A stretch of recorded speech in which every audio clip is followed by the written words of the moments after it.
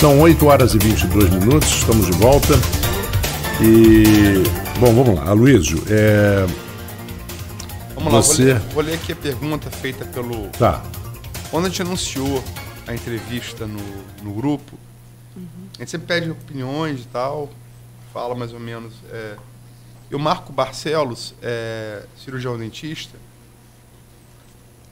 ele fez uma pergunta que é um calcanhar de Aquiles da educação de campus, que é o colocamento da educação que o campus tem no IDEB, né?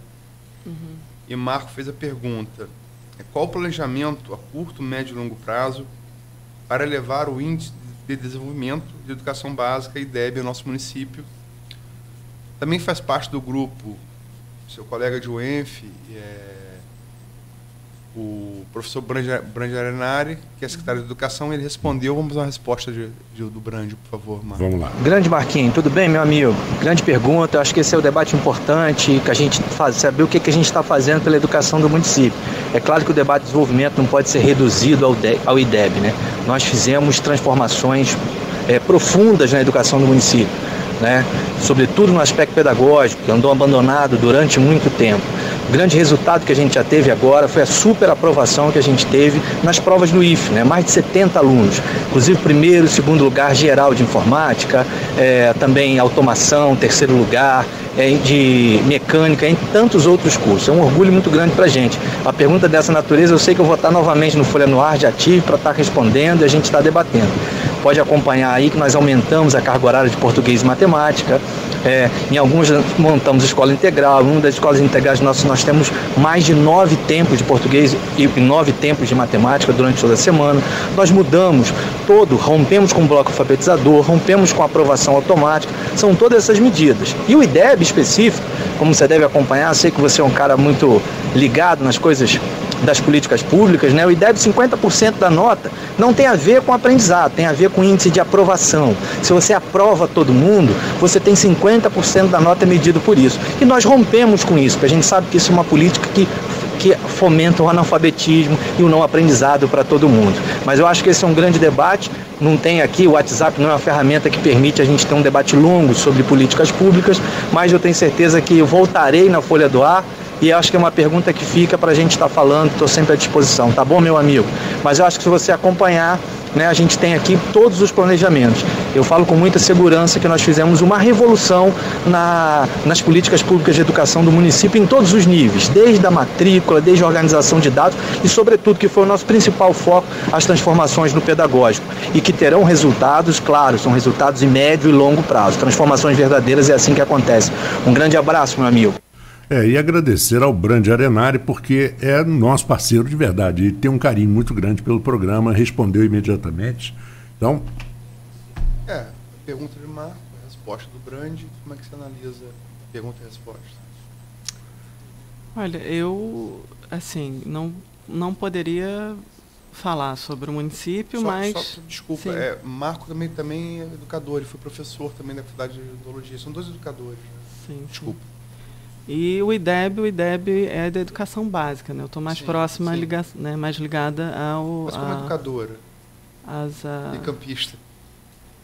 Bom, eu acho que a resposta que ele deu é pertinente. O que pode se aproximar da universidade, a gente tem também uma avaliação, né, pelo ENAD, se eu não me engano, essa é a sigla. E existe um conjunto de fatores que implicam nessa avaliação. Um deles, no nosso caso, não é a questão da aprovação, mas é uma prova que é feita pelos alunos, né? Agora, os investimentos em educação são, como ele bem disse, é algo que tem que ser contínuo, né? E muitas vezes uma prova ou índices de aprovação não dão exatamente a noção do que é o investimento, do que está sendo feito, né? Então, às vezes, os mecanismos de avaliação também têm as suas falhas, também têm os seus sinãos, assim, mas nada mais, muito mais pertinente ele falar do que eu. Porque eu estou colocando que isso foi gerado a partir da sua entrevista, né? Marcos sugeriu a pergunta a você. Também é um educador, repito, professor da faculdade da FOC, né? Faculdade de Odontologia de Campos, está ligado à FAFIC.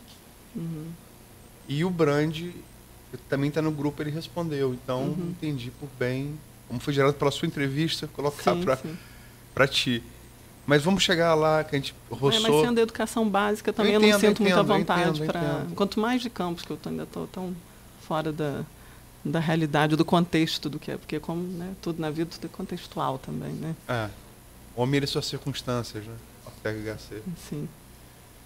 Olha só, a gente roçou no primeiro bloco, vamos entrar agora, mergulhar no tema.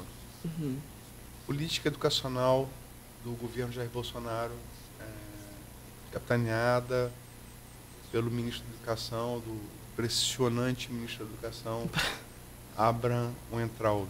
Como é que você analisa? Olha, existem várias questões, né? Uma delas que eu poderia falar é a possibilidade do Futurice, né? Que é o programa que vem sendo discutido. Pelo menos na FRR está aberta a consulta pública do Futurice, né? Esse programa que foi lançado pelo Ministério da Educação, essa proposta, ela começa com um vício de origem, né? Porque não foi discutida com a própria as universidades a formulação dessa proposta, né? Uma consulta pública feita depois, quando tudo já está organizado e desenhado, é muito diferente de uma construção em conjunto, né? Se é para a autonomia financeira das universidades, né, isso acaba sendo uma porta de entrada para outros interesses, né? E a gente bem sabe que se o investimento for privado, por exemplo, em relação à realização de pesquisas, vai se comprometer o resultado final, né? O resultado final acaba por ter que atender a uma demanda, né? É assim, quem faz consultoria sabe disso. Por mais que você faça, né, na iniciativa privada, como cientista social, como antropólogo, por mais que você faça um trabalho excelente, você tem que estar de acordo com as demandas daquela empresa que está te contratando, né? E da condução daquilo que eles imaginam e que acham por bem fazer. Então, esse seria um grande problema, né? E não se fala agora, pelo que li, pelo que me informei, não se fala de como seriam as atividades fim da universidade, que são ensino, pesquisa e extensão. Elas também seriam, a partir dessa organização social, justamente isso, né? Ou seja, qual é o limite da entrada de capital privado dentro das universidades que fere, né, de cara a autonomia universitária, que é muito caro para a universidade, porque a universidade é um espaço do pensamento crítico, né? E esse pensamento crítico, ao contrário do que se diz, ele não é um pensamento, pelo contrário, não é um pensamento doutrinador, né? Existe o espaço para a abertura para o pensamento crítico, para a discussão das diversas temáticas, é um pensamento que orienta, não é? É um pensamento que coloca as coisas nas suas devidas proporções, né? Então, nós podemos estudar autores que sejam de uma linha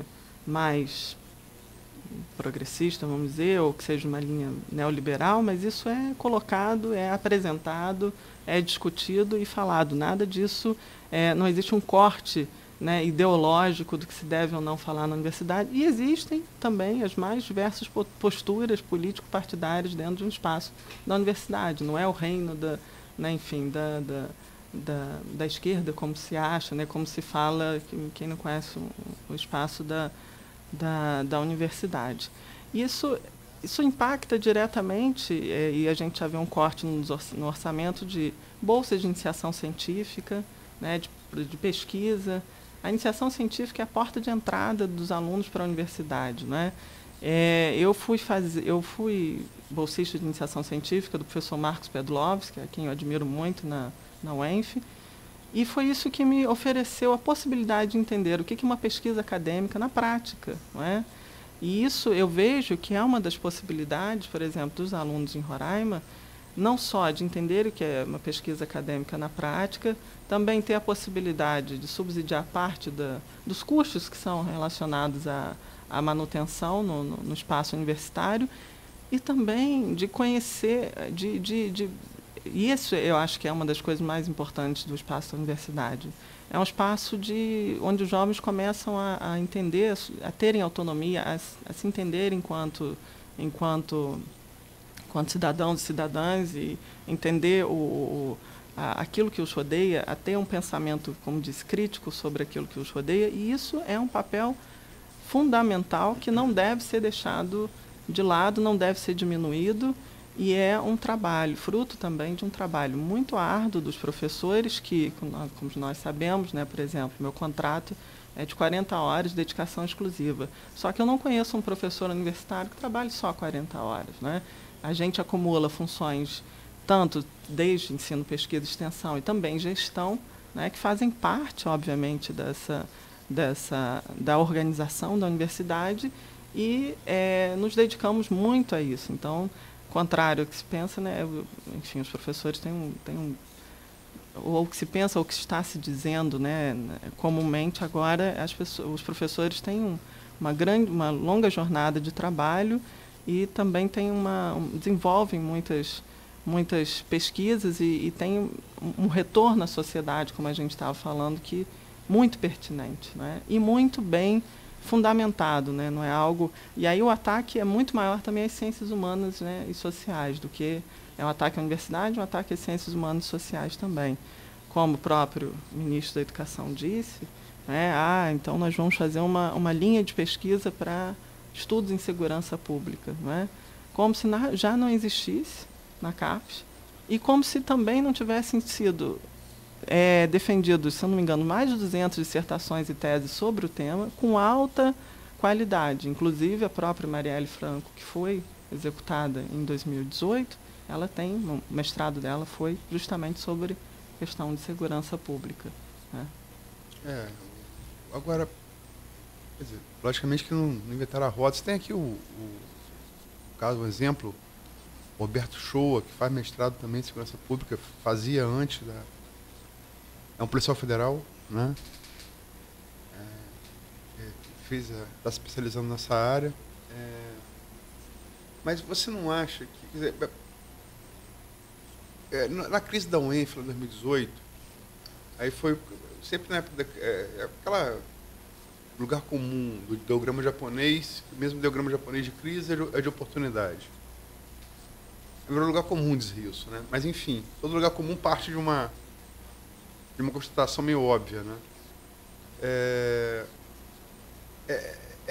Ao mesmo tempo que o futuro ou qualquer outra coisa que seja imposta de cima para baixo sem discussão prévia, você deve desconfiar e ser, sim, crítico, no princípio.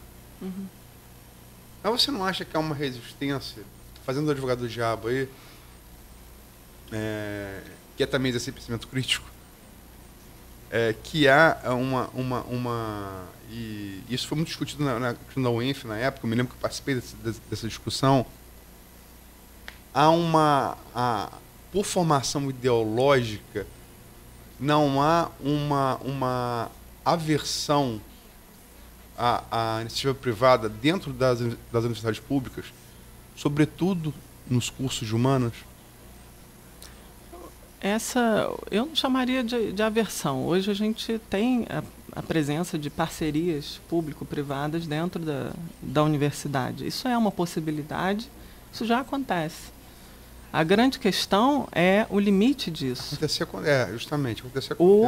Se o limite esbarra na questão da própria autonomia da universidade, e autonomia da gestão de pesquisas e do que está sendo feito na universidade, aí eu acho completamente fora de propósito. Você não acha e fora que pode haver um meio termo?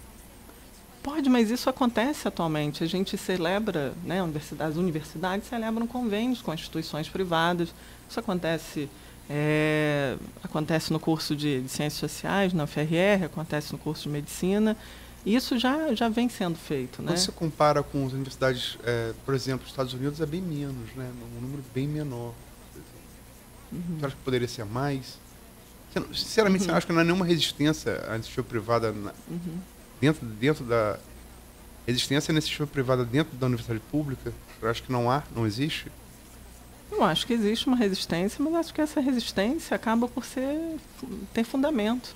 Né? É justamente aquilo, mais da uma autonomia. vez, da autonomia, né? Porque isso é muito claro. E eu tive a oportunidade, no interstício entre o mestrado e o doutorado, trabalhar com consultoria. Eu vi isso, eu vi isso, né, de perto, né? Quer dizer, você apresentava um determinado resultado, mas aquilo era engendrado de uma forma que respondesse à demanda da empresa, né?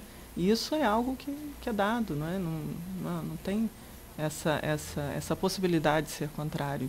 E a gente consegue desenvolver pesquisa com as iniciativas que temos, né, já do CNPq e da CAPES, e são pesquisas que têm partindo da questão da autonomia, mas tem um impacto muito, muito interessante, seja na vida na formação dos alunos, né, no retorno à própria sociedade também.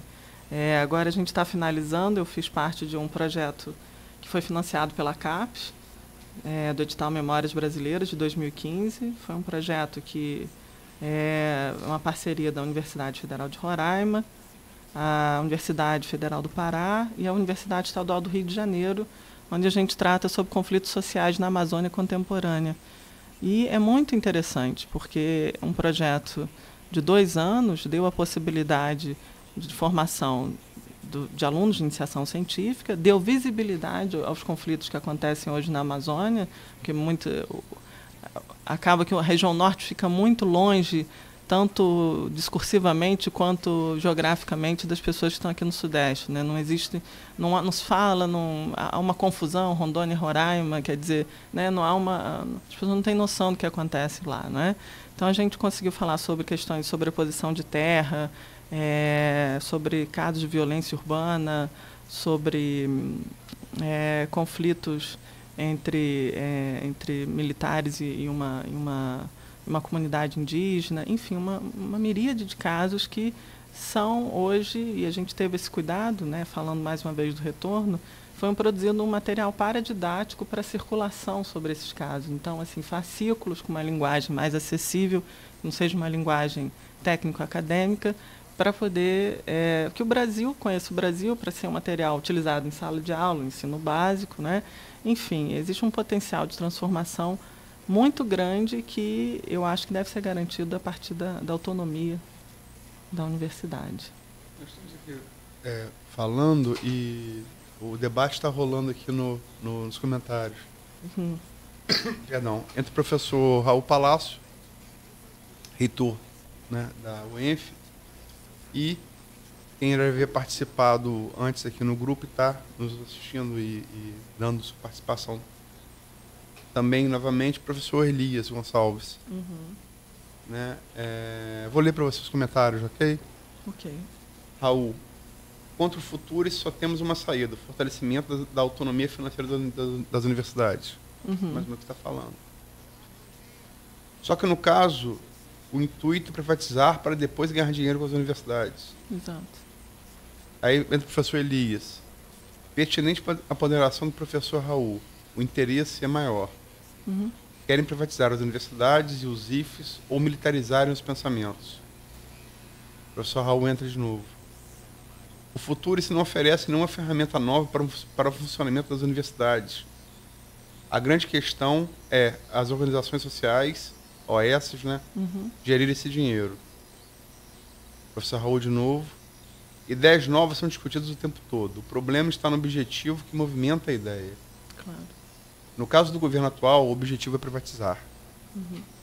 Então, está falando aqui, o debate está rolando aqui como tem que ser em quem está nos assistindo. O que você pensa dessas colocações? Não, eu concordo. O objetivo é esse, né? O objetivo é ir asfixiando a universidade para chegar à sua privatização. Por isso que as coisas são feitas de cima para baixo, com uma maquiagem, né, por agora, de autonomia financeira, mas quais seriam os limites dessa autonomia financeira? O grande objetivo é privatizar, é desarticular o plano de capacitação docente, é fazer isso asfixiando, né?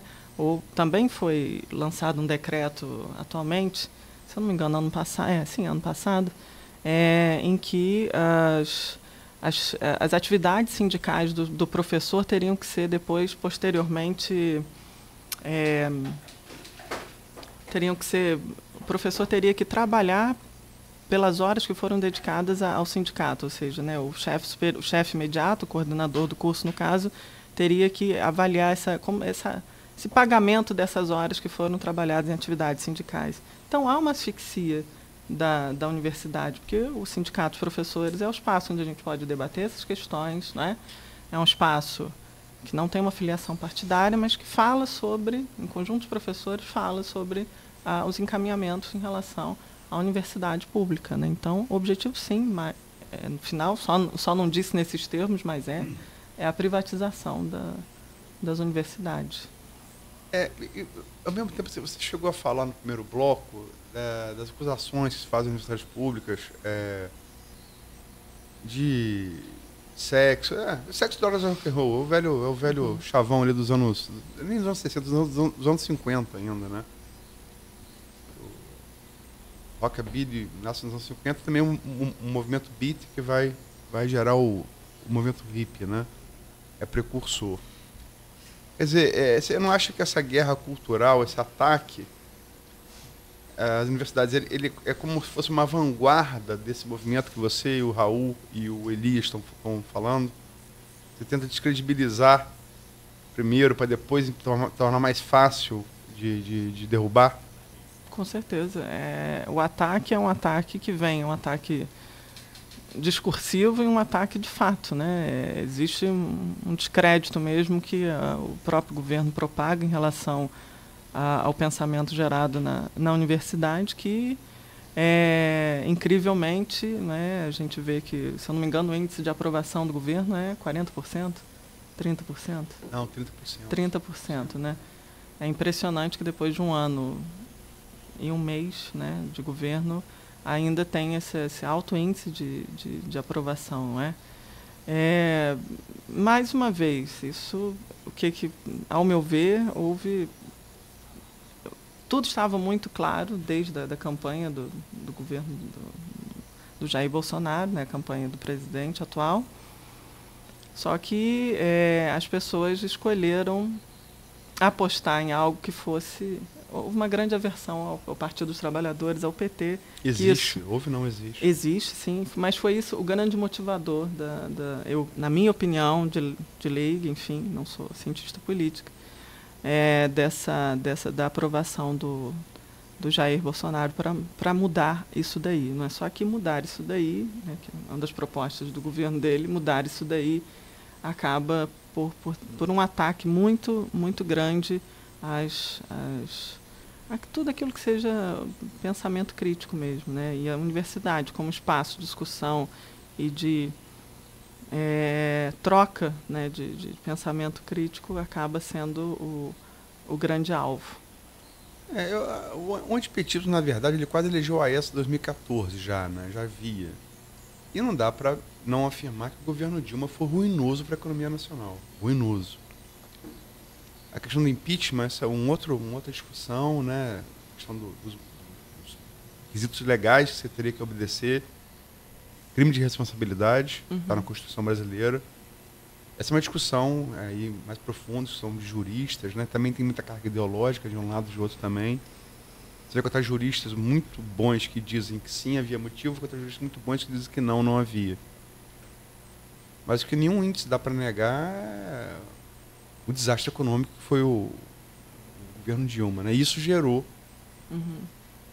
mas já em 2014, só que o velho antagonista do PT, representado em Aécio, ele cai também na Lava Jato, né?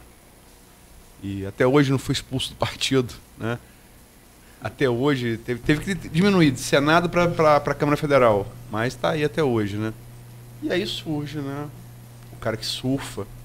E isso, competência teve para fazê-lo, né? Porque, né, várias pessoas tentaram surfar. O Meirelles tentou surfar, o Amoedo tentou surfar. Ele foi que surfou melhor. E não estou elogiando, eu estou constatando fato, através de redes sociais, mas também não dá para negar que é um fenômeno mundial. Ah, claro, sim. Você tem o Trump nos Estados Unidos, sim. Você tem, a gente falou da Turquia, e eu tive a oportunidade de ver a besta nascendo, porque eu estava na Turquia em 2009. E o Recep Erdogan tinha subido no ano anterior, e está até hoje no poder, né? Que é talvez o precursor desse movimento. Você tem um Orbán na Hungria, você tem o Salvini na Itália, você tem o Duterte nas Filipinas. Lógico que você tem características locais, mas não é um fenômeno isolado, né? Como é que você vê como é que você analisa essa ascensão dessa neodireita aí no mundo, na Europa, na Ásia, na América, nas Américas, né? Como é que você vê? Como antropóloga. É um fenômeno cultural? Assim, parece que é necessário, depois de um período progressista, a gente voltar a uma convulsão para retornar novamente a um período progressista. Parece que é necessário é cíclico, não é? E eu juro que eu não entendo, enfim, né, pessoalmente, enquanto indivíduo, por que isso acontece. As pessoas não conseguem perceber e aprender com a história, não é? Foi muito engraçado que isso me lembrou uma passagem. Eu estava em Lisboa e fui conhecer o bar Martim da Arcada, um restaurante na Praça do Comércio, onde o Fernando Pessoa ia. E tive a oportunidade de conversar com o dono, por acaso, do Martim da Arcada. E a gente estava justamente comentando sobre isso, ele falando algumas coisas sobre a colonização brasileira, que eu não concordo muito, mas pronto, fiquei na minha. E ele falando assim, não, mas isso é tranquilo, daqui a 50 anos isso vai passar. Eu falei assim, mas 50 anos? 50 anos eu não vou poder, eu vou estar morta, ou mais ou menos, assim, na melhor das hipóteses. E é um pouco essa coisa cíclica, né? A única coisa que eu acho que é exasperante é a falta de... É a esquizofrenia social, né? A falta da capacidade argumentativa que as pessoas têm hoje. Isso é você falar banana, a pessoa responder lâmpada e ficar nisso. Então, não existe... que o muro branco não é um banco abóbora. Exato. É complicado, né? Não há capacidade mais argumentativa. Sobretudo quando você fala, por exemplo, do seu posicionamento político, ou do fato de ser antropóloga, as pessoas já ficam assim, não, mas isso que vai vir da boca dessa menina não presta tanto. E isso era uma das coisas que a gente tentou no segundo turno. Mas você tem que ter graças a Deus, porque você é só antropólogo. Se você fosse jornalista, você seria um animal de extinção. O presidente decretou que nós somos animais em extinção, né? Vocês ainda não estão ameaçados de extinção. Nós somos Marco, Mico e Leão Dourado. Nós temos que... Jornalistas, né? Tem uma reserva. Começou com o descrédito do curso, né? Começou com o descrédito do curso. Isso é uma discussão antiga, né? Tem uns 14 anos, mais ou menos. É uma discussão antiga. Até um pouquinho mais. Em 2003, 2004, que se extinguiu a obrigatoriedade do diploma. Então, diante de uma coisa dessa, imagina se você extingue a obrigatoriedade do diploma de odontologia.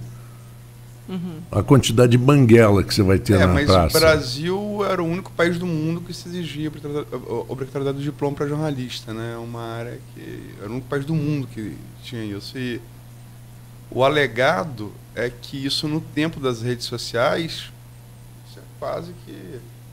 É anacrônico, né? É anacrônico. Porque hoje, quais são os opinadores políticos de campos que mais têm acesso? Poucos deles são jornalistas. Né? Inclusive, a gente citou aqui no início do programa... Veja bem, eu não estou colocando...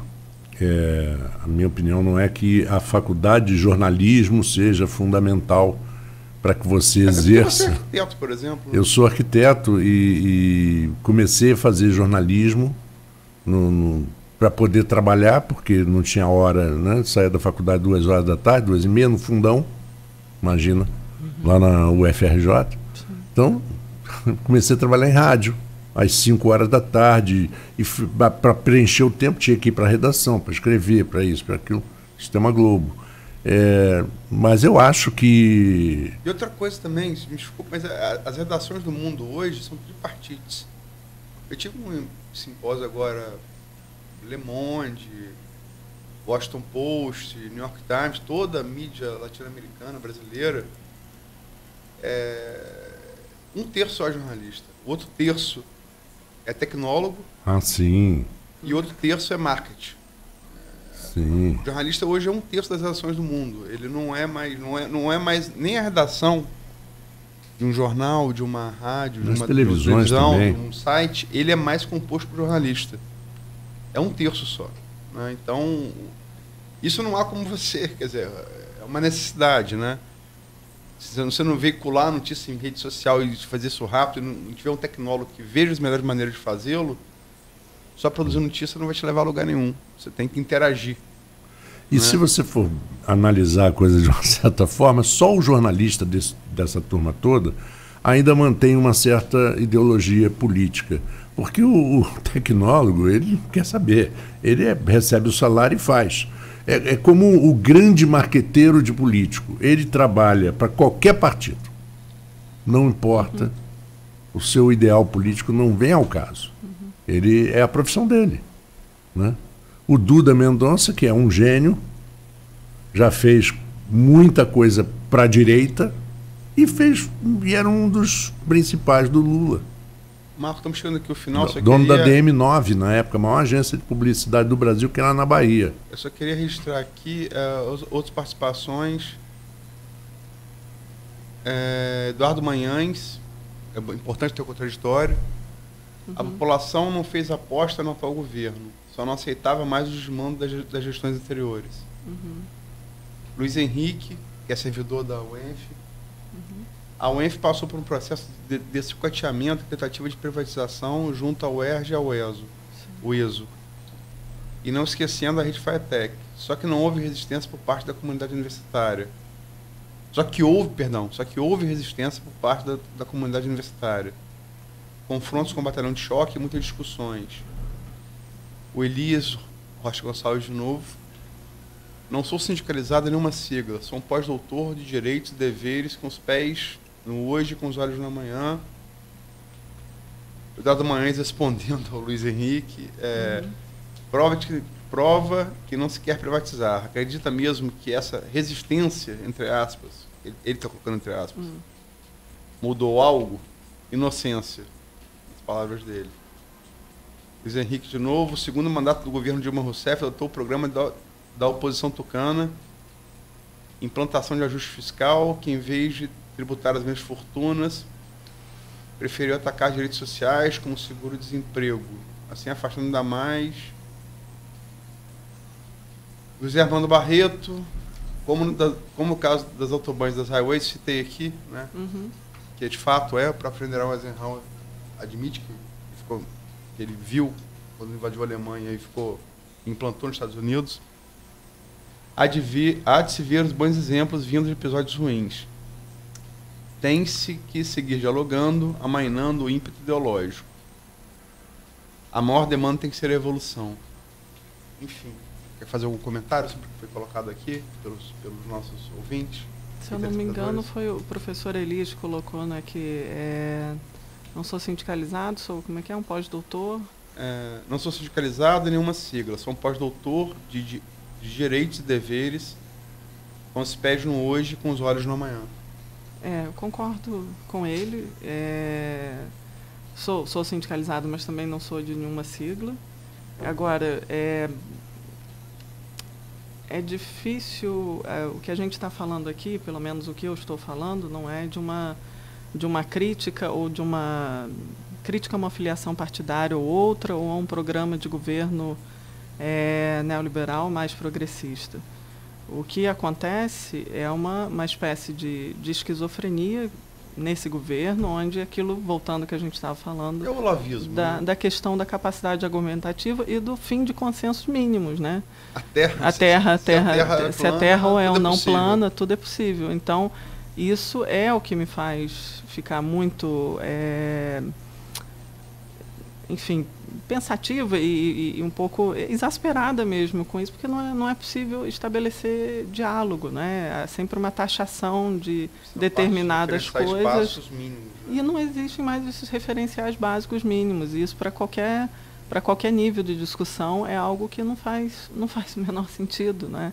Isso é a grande perda, eu acho. Muito mais se fosse um governo com uma tendência mais neoliberal, mas que isso não tivesse sido, esse cimento não tivesse sido perdido, seria completamente diferente. A gente poderia, inclusive, fazer, se for o caso, uma oposição ou uma aproximação também com fundamentos. Agora, aqui você está... um ministro escreve impressionante, né, que fala de que universidade é lugar de balbúrdia, produção de metanfetamina, quer dizer, é algo fora da realidade. Como combater isso? Porque você parte do pressuposto que não conhece, não quer conhecer e desacreditar como a gente está falando. Isso é algo que foge. É uma esquizofrenia social que eu acho que a gente vive. E isso, às vezes, atrapalha. E sinceramente, eu vejo, infelizmente, os meus colegas de profissão cada vez mais sofrendo questões de saúde mental mesmo, porque isso né, chega a ser cansativo ficar o tempo todo sendo atacado por coisas que não fazem o menor sentido, né? Não tem fundamento, que você não consegue estabelecer uma resposta, uma argumentação, porque a pergunta que foi feita não te dá o direito disso. Não parte de uma base fática, né? Exato. Esse é o grande problema, mais do que, enfim, um governo anterior foi desse jeito, ou a orientação ideológica, que obviamente todo governo tem. Bom, estamos chegando... São 8h59. E a gente ainda teria pelo menos 1 hora mais de assunto, né? Ah, sim. Pelo menos. Só para registrar, Marco, que em relação ao Daniel Delius, que eu citei aqui ontem, com o presidente da Câmara, Fred Machado, Câmara Municipal de Campos, você tem tanta razão quanto eu, tem dupla nacionalidade. Ele é inglês e irlandês. Né? E é nascido em Londres. Nascido em Londres?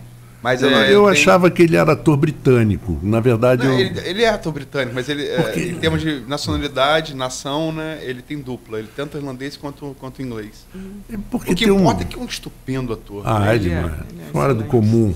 Fora do comum. Não, eu acho que ele, Brando e De Niro... E o Joaquin Phoenix também. Esse é outro. Tem que mandar muito asfalto para chegar nesse nível. Mas está chegando. Versátil, mas está chegando, né? Inúmeros grandes atores, mas estou falando de 3, assim... Tá certo. Mas são um pouco loucos, né? Sim. O Nicholson. Esse é um louco. Tá nessa lista. Esse é um louco. Outro que é um louco, Christopher Walken, que é um louco. E ele consegue botar aquele jeito dele em qualquer personagem, ele fica misterioso. Essas coisas são... E o Joaquin Phoenix um estupendo ator. Um estupendo ator. O que ele fez agora no Coringa deve ganhar um Oscar de melhor ator, um trabalho fantástico. Mas quando ele fizer uns 8 trabalhos desse nível, aí ele chega nessa turma. Tem que fazer uns 8. Um deles foi o Quantos grandes papéis Johnny de Cash. Niro, Brando... Eu sei, mas... Não, claro. Grandes papéis de Delius, De Niro, Brando e Jack Stein. Não há 15. Como comparação. Sim. E Brando é aquela coisa. Brando foi o primeiro. Brando é o Abraão, né? Igual aquela vozinha. Eu sei, mas a interpretação você tinha antes e depois dele. Sim. É o método Stanislavski, né, que ele introduziu através do Actor Studios, né? Antes era aquela coisa grandiloquente de Clark Gable, operística, né? E ele interpreta como a gente fala aqui, né?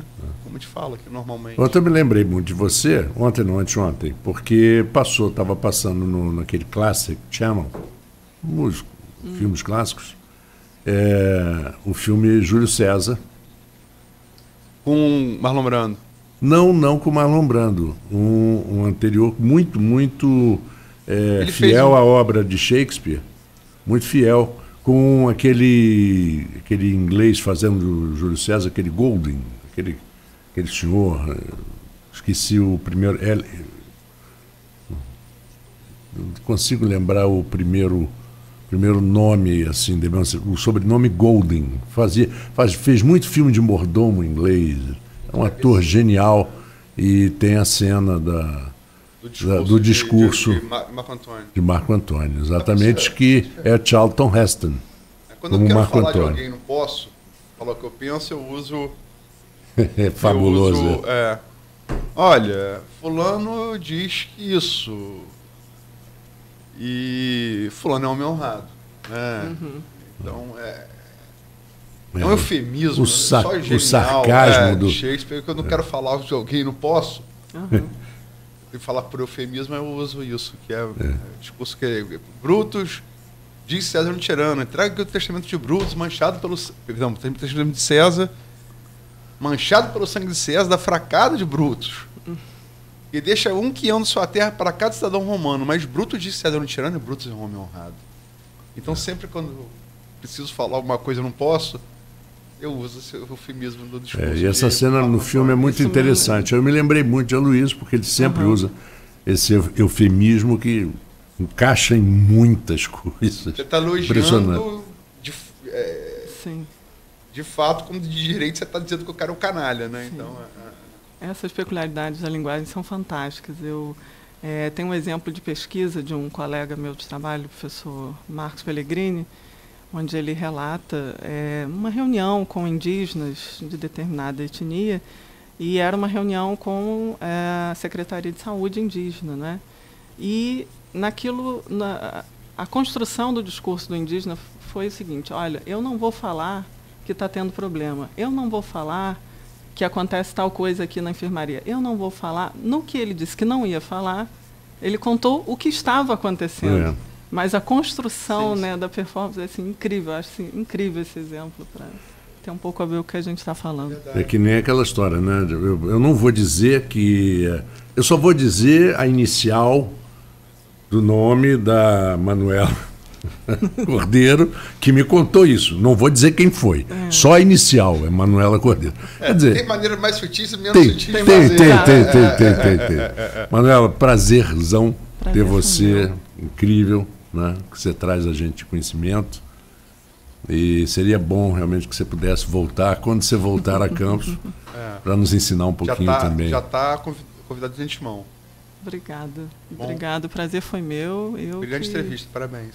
Obrigada a vocês. Obrigado pelo convite, Aloysio. Obrigada, Marcos. Aloysio, amanhã temos o Fernando Rossi. Rossi, vamos falar sobre grande teatro, papo teatro com o de Fernando bolso, Rossi. Também da utilização da arte como resistência, né? Enfim, amanhã, uma bela entrevista, uma pessoa que eu acho que é credora da cultura de Campos, né? Muito, né? Fernando Rossi é uma pessoa muito importante para quem curte ou quem não curte teatro, mas não só teatro, o que ele fez no SESI, cultura, exemplo, de uma maneira geral, né? Um teatro de bolso fechado, trazendo grandes nomes da música, do teatro para Campos, é uma maneira de você não deixar isso daqui morrer, pelo menos reciclar o pensamento, né? Isso. Abraço para vocês, o nosso ouvinte da Folha FM, o nosso leitor do Folha 1, o nosso observador e telespectador dos nossos streamings. Vamos continuar, porque o que não falta é música bonita. E hoje, daqui a pouco eu vou tocar até uma música, porque hoje é aniversário, 61 anos de uma das maiores cantoras dos últimos 30, 40 anos, a Sade, aquela cantora nigeriana, linda, maravilhosa, tem uma das vozes mais impressionantes. Eu vou até, nesse primeiro segmento, tocar uma música da Sade em homenagem aos 61 anos dela. Vamos seguindo, voltamos em instantes. Vem aí